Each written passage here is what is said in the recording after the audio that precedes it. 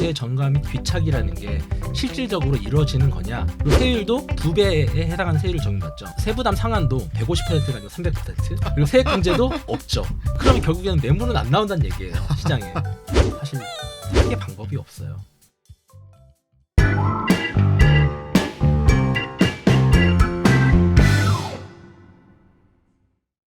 안녕하세요, 아포입니다. 자, 오늘 방송에서는 예고해드린 바와 같이 세무사분을 모시고 지금 방송을 진행하려고 합니다. 최근에 종합소득세 그리고 양도세 이러한 부분들이 정말 대한민국을 흔들고 있는 핫 이슈 중에 하나인데요. 지금 세무사분을 갖다 모시고 지금 오늘 이 상황에 대해서 정확한 진단, 현 상황에 대한 진단을 해보려 합니다. 자, 그런데 이 세무사분이 보통 경력의 소유자가 아니십니다. 파일럿 경력을 갖다 보유하고 계시고요. 그리고 지금 세무사로 활동하고 계시면서 또한 음식점 프랜차이즈 사업까지 하고 계신 분인데 와, 경력이 너무 화려하십니다. 자, 오늘 바로 그 세무사님을 모시고 방송을 시작해 보도록 하겠습니다. 안녕하세요. 네, 안녕하세요. 정말 대한민국에 이러한 화려한 스펙을 가지고 네. 계신 세무사님은 정말 없을 것 같아요. 자, 먼저 한번 자기소개 좀 부탁드리도록 하겠습니다. 네, 아포님께서 저를 많이 띄워주셔가지고 사실 부담스럽긴 한데 제 소개를 해보면 저는 장민 세무사라고 하고요. 현재 유튜브에 세금폭탄 처리반이라는 채널을 저희 이영훈 세무사랑 같이 진행을 하고 있습니다. 그리고 저희 사무실은 학동역에 YJ 텍스 라운지라는 개인 사무실을 운영을 하고 있습니다. 또 말씀해주신 대로 지금 프랜차이즈 음식점을 저희 가족이 하는 음식점인데 그거를 제가 서울에 런칭을 해가지고 지금 오픈을 하려고 준비하고 있습니다. 자기소개를 갖다 간단하게 해주셨는데 지금 여기다 유튜버까지 지금 말씀해주신 세금폭탄 처리반이라는 유튜브도 활동하고 계시니까요. 생활에 있어서 정말 유용한, 특히 부동산과 관련돼서 지금 뭐 양포 세무사란 말이 많잖아요. 그런데 양도세 전문 세무사분이십니다. 네. 그러니까 난 부동산 때문에 세금 때문에 좀 스트레스 받아 하시는 분들은 세금폭탄 처리반 구독 신청해 주시면은 정말 큰 도움이 되실 것 같아요. 자, 그러면은 일단 좀 개인적으로 궁금한 게 네. 보통 파일럿 네. 상당히 경험하기 힘든 업을 갖다가 하셨었는데 네. 이 파일럿이라고 하면은 이 경력을 살려가지고 자기 본업을 갖다가 미래를 설계해 가게 되는데 이상하게 네. 이런 경우는 없어요. 네. 파일럿을 하셨다가 갑자기 파일럿을 딱 생활을 접으시고 세무사 시험을 보셔가지고 합격하셨단 말이에요. 네. 좀 말씀을 드리면 제가 파일럿이라고 하는데 사실 제가 일반적인 파일럿은 아니고요. 군대에 있을 때 제가 장교 생활을 했는데 군대에서 육군에서 헬기 조종을 했었어요. 그러니까 헬기 파일럿이었고 이제 군대 생활을 전역을 하면서 동시에 세무사 공부를 해가지고 이제 현재 세무사로 활동을 하고 있거든요.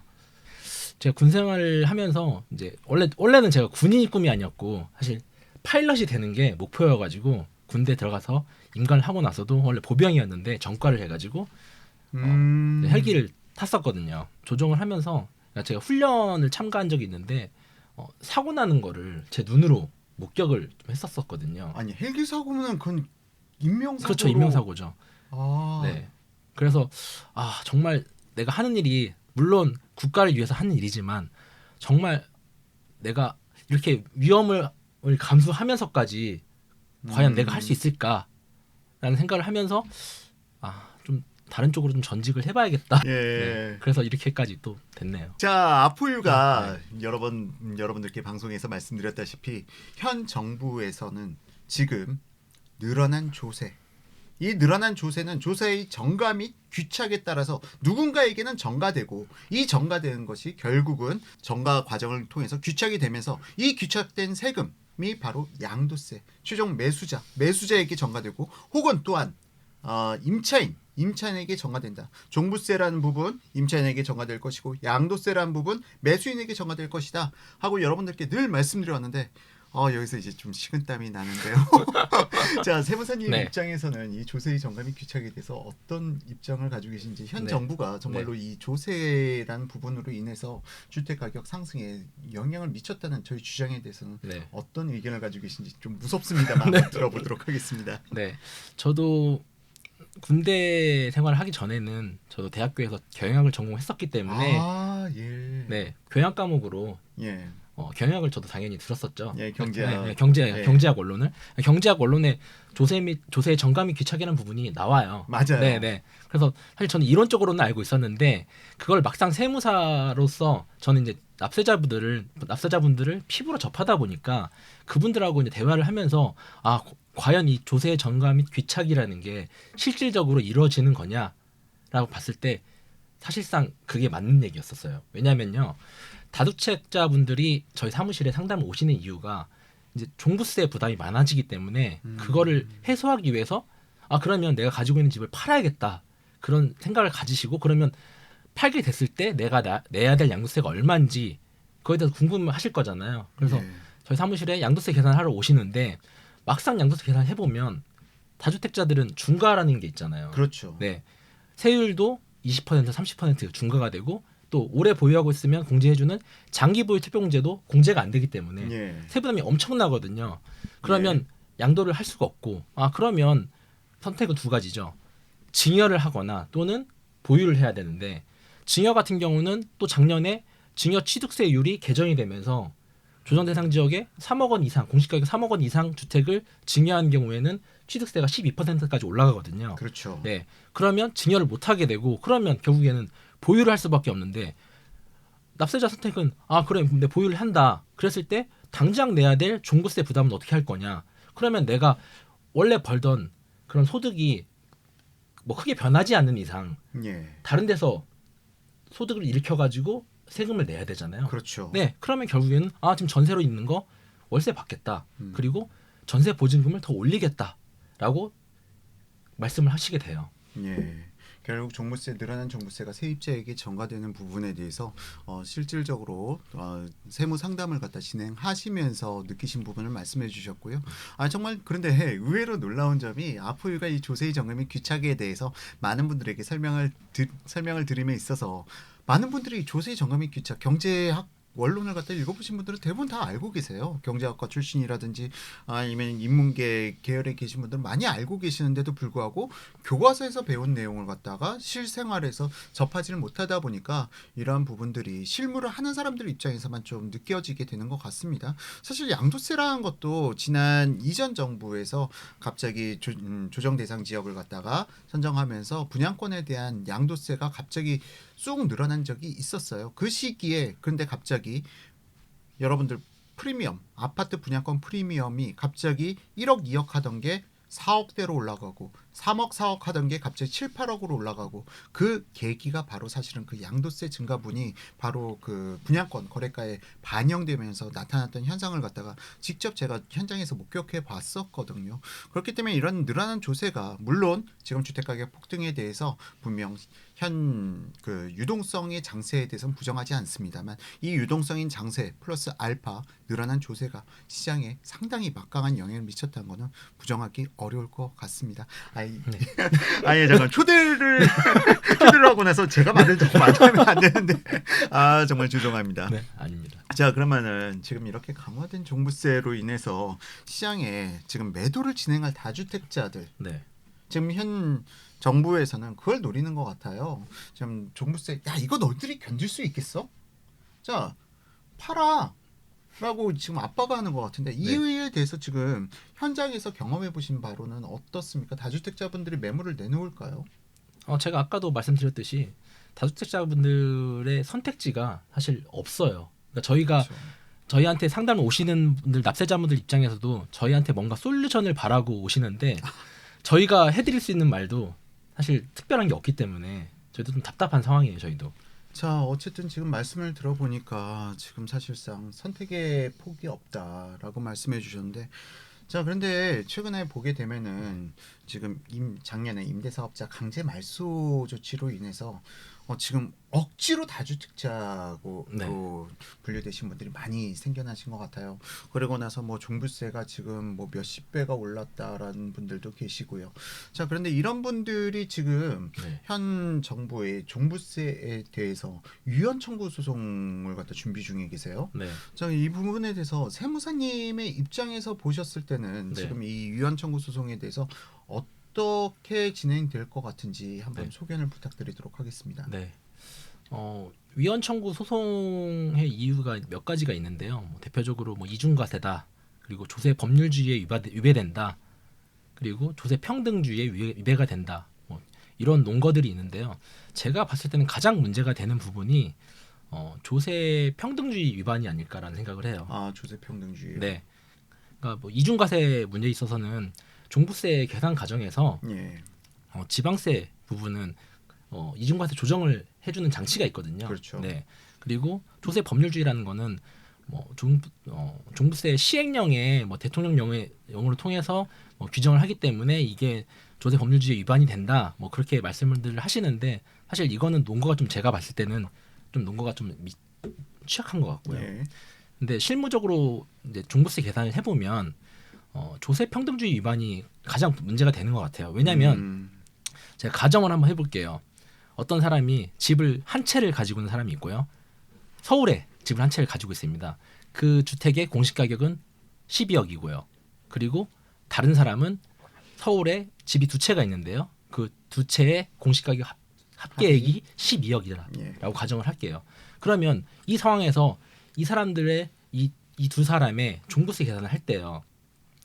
조세 평등주의를 봤을 때는 조세 평등주의라는 거는 그 사람의 조세 부담 능력에 따라서 세금을 부과하는 거는 평등해야 된다. 같은 그렇죠. 네, 부담에 따라서 평등하게 세금을 부과를 해야 된다 했을 때 순자산이라는 개념이 있잖아요. 자산에서 부채를 뺀 순자산. 예, 네. 그렇습니다. 순자산으로 봤을 때는 1주택자가 공시가격 12억짜리 집을 가지고 있다고 하면 실제 시세로는 15억이 넘을 거죠 아마. 그렇죠. 네, 15억이 초과가 되면 대출이 안 나오잖아요. 예. 네, 그러면 만약 대출이 없다고 가정을 하고 그리고 2주택이 있는 사람은 두 채니까 두 채 중에 한 채는 뭐 대출을 받아서 대출이 있고 다른 한 채는 임대 보증금이라는 채무가 예, 있을 그렇죠. 거잖아요. 또 네. 있죠. 네. 그러면 이 단순히 세부담 측면 능력 측면에서 봤을 때는 두 채를 가지고 있는 사람이 더 적을 거란 말이죠. 아, 예. 그렇죠. 순자산이 예. 더 적으니까. 그렇죠. 네. 그러네요. 네. 근데 막상 종부세를 계산을 해보면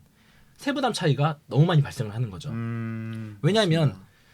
1주택인 사람 같은 경우는 1세대 1주택이기 때문에 공제 금액이 11억이잖아요. 예, 맞습니다. 네. 그리고 세율도 일반적인 세율을 부과를 하고요. 예. 그리고 세부담 상한이라는 게 있는데 세부담 상한이라는 거는 전년도 대비해서 150% 또는 300%까지만 맞아요. 종부세를 부과를 하겠다는 건데 1주택은 150%가 상한이거든요. 예, 예. 그리고 추가적으로 1주택자는 또 세액 공제라는 게 있어요. 예.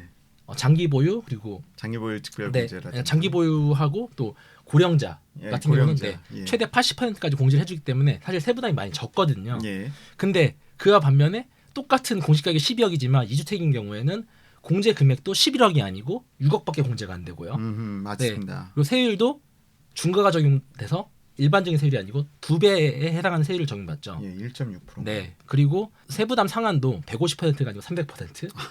네. 그리고 세액 공제도 없죠. 예. 네. 이런 것들을 보면 조세 평등주의가 위반이 되는 거예요. 예. 네. 그래서 제가 봤을 때는 만약에 위헌 청구 소송을 해서 종부세가 없어지지 않는다 하더라도 이런 부분들은 분명히 개선이 있어야 된다고 생각이 되거든요. 추가적으로 요즘에 종부세가 많이 이슈가 되면서 이혼 막 얘기도 나오고 있잖아요. 네. 아, 이거 네. 웃으면 안 되는데. 네. 이거 웃으면 안 되는데. 진짜 이게 심각하신 근데 분들도 있으시더라고요. 실질적으로 저한테 오셔서 이혼을 해야 되냐고 심각하게 물어보신 분도 있어요. 아, 정말로. 세무사님. 네. 아, 이게 뉴스 그러니까 신문 기사에서 좀 극히 자극적인 부분을 네. 가져온 게 아니라 네. 이런 상담이 진짜 많군요. 네, 맞습니다. 실질적으로. 근데 이런 얘기가 오간다는 것 자체가 사실 사회적으로 엄청난 모순이나 낭비라고 할 수가 있잖아요. 아니 이게 김재동 씨를 갖다 갑자기 떠올라가지고 헌법을 갖다 유치던 김재동 씨께서 이럴 때 행복 추구권을 갖다가 한번 언급해 주신 건 어떨까 그런 생각이 듭니다. 네. 김재동 씨 요즘 너무 조용하신 것 같아요. 헌법 강의 다시 한번 좀 해주시길 바라고요. 네. 자, 어쨌든 지금 이러한 부분에 대해서 참 답답한 상황이 유지되고 있습니다. 자, 어쨌든 지금 같은 상황에서 다주택을 갖다 보유하는 방안으로 네. 개인, 사업, 임대사업자, 법인 뭐 이렇게 해서 보유하는 방법들을 갖다 각자 채택하고 계시는데요. 어떤 부분이 가장 유리할까요? 결론부터 말씀드리면요. 네. 사실 뭐 개인이든 법인이든 사업자든 사실 크게 방법이 없어요. 왜냐하면 법인 같은 경우는요. 뭐 아시겠지만 법인은 종부세가 무조건 나온다고 보시면 돼요. 그렇죠. 왜냐하면 개인 같은 경우는 6억 공제가 있는데 법인은 그 공제도 없을 뿐더러 그리고 세율 자체도 최고 세율 3% 또는 6% 세율을 적용받게 되거든요. 강화돼가지고. 네, 맞습니다. 그래서 법인이 보유하고 있는 주택은 임대 수익이 안 나오는 거죠. 세금이 많기 때문에. 그렇죠. 네. 그리고 게다가 법인이 취득하는 주택에 있어서는 또 취득세도 중과가 되기 때문에 사실 법인으로 투자할 유인이 많이 없어진 거죠. 예, 맞습니다. 지금 세무사님 말씀 들어보니까 종부세 관련돼 가지고 많은 상담을 갖다가 진행해 오셨을 것 같은데요. 네. 이 종부세 상담을 하시면서 좀 사례 혹은 에피소드 뭐 이런 부분이 네. 있을까요? 네. 뭐 일단 종부세 관련돼서는요. 작년까지는 신탁이라는 방법을 통해서 금융회사에 신탁을 해가지고 그 종부세를 절감하는 이제 그런 플랜들을 좀 했었었어요. 근데 그게 이제 법이 개정되면서 예. 올해부터 이게 막혔거든요. 아. 네. 그래서 좀 미리 서두르신 분들은 뭐 증여라든지 아니면 양도를 통해 가지고 이미 다 종부세에 대한 대비를 세우셨어요. 예. 그래서 작년에 이제 종부세 관련된 상담은 사실 올해보다 저는 작년에 더 많이 했었거든요. 아, 그렇죠. 네. 근데 올해 이제 이게 종부세 상담은 아니었는데 양도세 신고 이제 상담을 하면서 좀 특이 케이스인데 전 이제 매수자분하고 상담을 했고 매도자 측에서 그 잔금을 치르기 전에 예. 원래 주택이었는데 용도 변경을 해달라는 그런 계약이었던 거예요. 아, 용도 변경. 네네. 그러니까 왜 저도 뭐 이런 특이한 계약이어가지고 예. 왜 그렇게 하냐 물어봤더니 이제 그 매수자 입장에서는 그게 주택수에 들어가면 종부세 부담이 발생하기 때문에 예. 매매 과정에서 그러니까 내가 등기 치기 전에 매수자가 소유하고 있는 동안에 용도 변경을 중간에 해버리는 거예요. 예. 그래서 이건 좀 특이한 계약이어가지고 저도 이제 법을 좀 찾아보니까 소득세 기본 통칙이라는 게 있는데 89-21 거기에 예. 그 1세대 1주택 판정 시에 매매 계약상 특약이 있는 경우에 관한 내용이 있어요. 예. 그래서 원래 양도 같은 경우는 양도 시점이 등기 접수일 또는 잔금일이 양도 시점이 되고 그때 현황으로 이게 뭐 주택이냐 주택이 아니냐라는 걸 판정을 하게끔 돼 있어요. 오늘 원칙은. 예. 근데 그 통칙에 보면 1세대 1주택 비과세를 판정함에 있어서 매매 계약상에 특약이 있는 경우에는 매매 계약 시 현황으로 보겠다. 그러니까 매매 계약 시에는 진짜 집요하네. 네. 이 법이. 네, 매매 계약 시에는 주택이었기 때문에 예. 이제 그 매도자 입장에서는 1세대 1주택 비과세가 가능했던 거고 예. 매수자 입장에서는 취득 시점에 용도 변경이 돼서 아. 근린이었기 때문에 종부세를 빠져나갈 수 있는.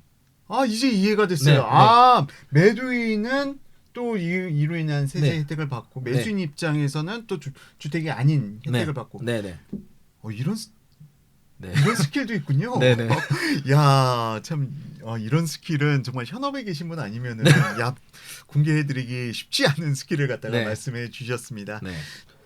자, 그리고 세무사님께서 네. 아까 네. 점심 식사 중에 살짝 언급하신 부분이 있었어요. 이것까지 말씀을 해주신다니까 네. 너무 저는 감사한데요.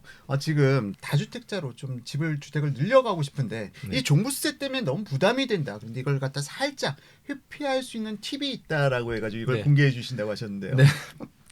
사실 뭐 대단한 건 아니지만 좀 말씀을 드리면 지금 현재 뭐 주택을 취득하는 건 당연히 종부세에 영향을 미치기 때문에 저도 추천드리지는 않고요. 대신에 주택 성격을 가지고 있지만 종부세에 해당하지 않는 거 예를 들어서 분양권. 분양권은 나중에 준공이 돼서 등기될 때까지는 주택수에 들어가지 않기 그렇죠. 때문에 종부세 영향이 없고요. 그리고 건물이 철거된 입주권. 건물이 철거된 입주권이요. 네, 예. 네. 꼭 건물이 철거됐는지 확인하시고 투자를 하셔야 됩니다. 예. 네. 그리고 오피스텔. 예, 네, 오피스텔도 물론 주거용이 아니고 업무용. 그거는 사업자를 갖다 신청해야 하는 네, 거죠. 맞습니다. 네. 근데 오피스텔 같은 경우는 말씀하셨지만 좀 주의하셔야 돼요. 실질적으로 거의 대부분의 오피스텔은 뭐 90% 이상 주거용으로 쓰고 있기 때문에 세무서에서도 다 알고 있거든요. 그렇죠. 네. 그래서 그거는 정말로 세입자가 사업자여야 되고 업무용으로 쓰는 경우에만 예. 네, 업무용으로 보기 때문에 그 부분을 좀 주의하셔가지고 투자하시는 게 좋을 것 같아요. 그러니까 사업자도 주거용이 있고 업무용이 있는데 반드시 업무용 사업자로 하셔야 되고요. 네. 좀 이런 부분이 좀 네. 유념해 두신다면은 다주택에서 피할 수는 있는 팁인 것 같습니다. 네. 어쨌든 지금 뭐 이러한 상황 속에서 지금 종부세만이 아니라 또 하나의 화두가 있습니다. 지금 이 화두가 바로 양도세 부분인데요. 지금 양도세 완화와 관련돼 가지고는 지금 양도세 그 1주택자에 대한 양도세 완화가 지금 8일부터 이미 시행되고 있습니다. 8일부터 시행이 되고 있는데요. 지금 이 부분과 관련돼 가지고 시장에 이 1주택자 양도세 완화가 시중에 지금 매물이 너무나도 부족해서 급등하는 사태가 나타나고 있는데 좀 유인 효과가 있을 거라고 보십니까? 네. 아포님이 그동안 영상에서 이런 부분들 많이 말씀을 해주셨는데 저는 세무사이기 때문에 세법적 측면에서 좀 말씀을 드려볼게요. 1세대 1주택에 해당되시는 분들은 비과세 과세 요건이요. 조정 대상 지역에 2017년 8월 3일 이후 취득하는 조정 대상 지역에 취득하는 주택은 비과세 요건이 보유 기간 중에 2년 이상 거주를 해야 되는 예.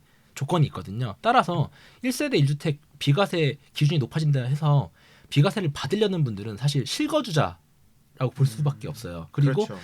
작년부터는 또 그 1세대 1주택 고가 주택에 대한 양도세 계산을 할 때 장기 보유 수표 공제가 일반적인 공제가 30%지만 고가 주택 같은 경우는 80%를 적용을 해주거든요. 예. 근데 또 80% 적용 요건이 또 2년 거주 요건이 들어가기 때문에 사실 1주택을 가지고 있다 양도하시는 분들은 내가 뭐 상급지로 갈아타기 위해서 이제 갈아타기 위한 매물들인데 비과세를 받지 않으면 세금이 너무 많기 때문에 예, 그렇죠. 사실 실거주를 할 수밖에 없는 상황이에요. 예. 그래서 그분들이 그럼 집 팔고 나면 다른 집을 또 취득을 하시는 거잖아요. 그렇죠. 네, 그러면 결국에는 매물은 안 나온다는 얘기예요, 시장에.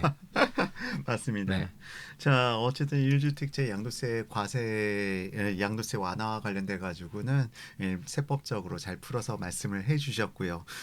또 네. 지금 일단 세무사 지금 부동산 관련돼서 업무를 갖다 많이 상담한다고 들었습니다. 네. 그럼 다주택자분들과도 정말 많이 커뮤니케이션을 해보셨을 네. 것 같은데 네. 그러면 지금 더불어민주당에서 네. 다주택자에 대한 양도세 완화를 갖다가 한번 검토해 보겠다 하고 살짝 돌을 던져가지고 네. 지금 파장을 일으키고 있어요. 네. 자, 이러한 부분에 대해서 다주택자들에 대한 양도세가 네. 실질적으로 나타난다고 한다면 이 부분이 시장에 좀 매물을 갖다 끌어내는 효과는 분명히 있지 않을까요? 네, 그 부분은 저도 시장에 효과는 있을 거라고 보는데요. 예, 지금도 이제 내년에 대선이 있잖아요. 예, 그렇죠. 대선 때 국민의힘을 지지를 하시겠다, 윤석열을 뽑겠다는 분들이 있거든요. 왜냐하면 네. 그러니까 지금 정권에서는 사실 답이 없기 때문에 답이 그래서 없기 때문에. 내년에 정권이 바뀌면 뭔가 좀 그래도 완화가 되지 않을까라는 기대감을 가지고 지금 다주택자분들이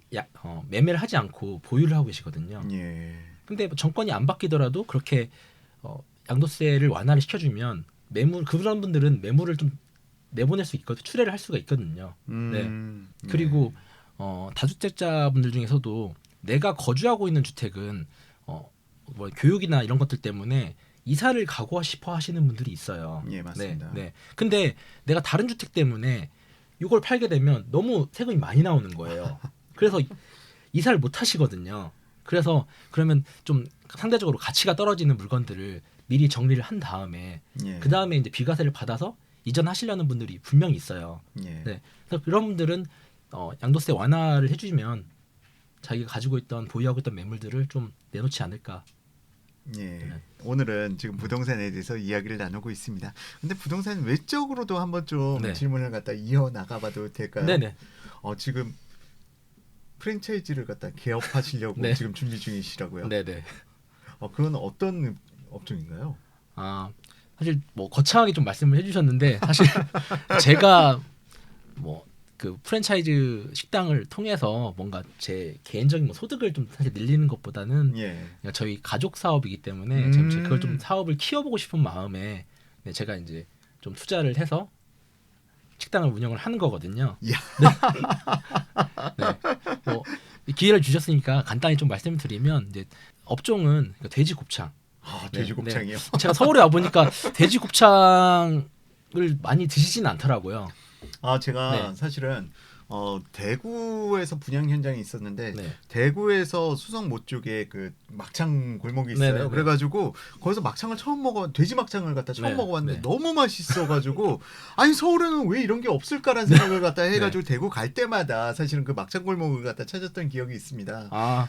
근데 서울에서 돼지 곱창을 갖다가 준비하신다니까 저도 상당히 기대가 됩니다. 또 아포님 막창을 또 좋아하시는 것 같은데 다음에 아포님 술 먹방 할 때 제가 한번 와우. 곱창을 제가 보여드리도록 하겠습니다. 술 먹방을 반드시 해야 되겠네요. 네. 자, 어쨌든 마지막으로 앞으로 시청자분들께 해주시고 싶은 말씀이 있으시다고요? 네. 제가 세무사로서 뭐 상담을 하고 업무를 하면서 가장 안타깝게 느껴졌던 게 보통 이제 양도세 관련된 상담 오시는 분들 중에서 이미 매매 계약을 체결하셨거나 아니면 잔금을 다 치르신 다음에 상담 오시는 분들이 있어요. 그렇죠. 네. 보통은 그런데 왜 그렇게 되면 제가 도움 드리려고 해도 도움 못 드리는 경우가 있거든요. 이미 계약서에 도장이 다 찍혀버렸고 네. 이게 이미 신고가 돼 있다면 네. 어떤 경우가 있었냐면 일시적 1세대 2주택 예. 비과세를 적용받으려고 하셨던 분이었는데 일시적 1세대 2주택 아시겠지만 예. 새로운 주택을 취득하고 나서 뭐 1년, 2년 또는 3년 내에 기존주택을 처분을 해야 되는 요건이 있잖아요. 그렇죠. 네. 근데 그 요건 그 일수 계산을 잘못하셔가지고 정말 잔금을 한 일주일도 아니었을 거예요. 한 3일 정도 늦게 받는 바람에 예. 잘못 판단하셔가지고 3일? 네. 그래서 비과세가 안 돼가지고 아, 양도 차익이 꽤 많았거든요. 예, 예. 그래서 한 8억 정도 세금 내셨던 분이 있어요. 예. 네. 사실 그거는 제가 뭐 도와드릴 수 있는 부분도 아니었었고 예. 정말 안타까웠던 거죠. 그렇죠. 네. 그리고 다가구 주택도 좀 주의를 하셔야 돼요.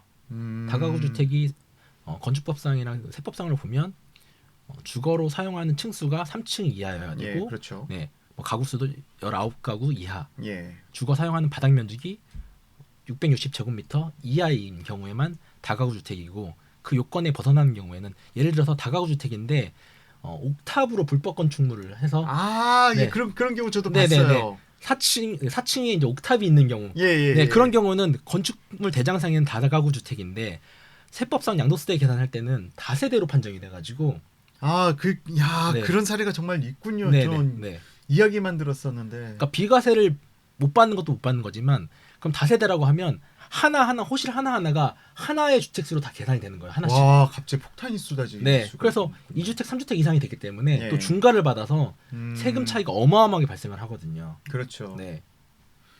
이런 거는 정말 참 네. 문제가 있는 것 같습니다. 사실상 어느 순간 다가구와 다세대에 대해서 과거에는 이렇게 복잡하지가 않았었는데 네. 지금 세법이 복잡해지고 양도세가 강화되면서 이러한 부분에 대해서는 상당히 문제되는 사례가 종종 나타나고 있는 것 같아요. 그래서 제가 요즘은 주택을 갖다 지금 혹시 다주택으로 주택을 갖다가 좀 늘려가시는 계획을 잡으시는 분들께는 반드시 먼저 도장을 찍기 전에 세무 상담을 먼저 종부세라든지 이러한 부분에 대해서 시뮬레이션을 갖다 해보시거나 아니면 세무사 상담을 받아보시라고 요즘 많이 권장드리고 있는 부분이죠. 네. 자, 오늘은 장민 세무사님과 함께 지금 세법 그리고 이러한 부분들이 시장에 미치는 영향, 양도세, 종부세 이러한 부분에 대해서 사례를 갖다가 한번 이야기를 나눠봤습니다. 근데 이러한 부분들이 지금 아포유가 지금까지 여러분들께 말씀드린 바와 같이 이 늘어난 조세는 결국 어딘가에게 전가되고 귀착되는 과정에서 이러한 부분이 지금 주택시장의 불안정을 갖다가 더욱 야기시키는 측면도 있는 것 같습니다.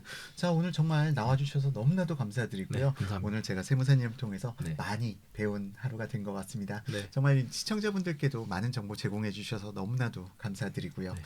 혹시 네. 지금 이 영상을 시청해 주시는 분들 중에서 네. 나중에 저는 이런 거 세무가 궁금해요 하고 만약에 네. 댓글창에 댓글들이 달리면은 네. 혹시 다음에 한번 더 출연해 주셔서 그럼요. 이러한 부분에 대해서 고민 타파를 해 주실 수 있을지. 네네. 야, 너무 흔쾌하게 답변이 나와가지고. 네, 사실 저도 뭐 아포이님 오래된 구독자이기 때문에 사실 영광입니다. 네, 아포이님이 성장하시는 것을 옛날부터 봐왔고 예. 앞으로 더 성장하실 걸 제가 좀 밑거림이 됐으면 하는 저도 마음 때문에 너무나도 감사드리고요.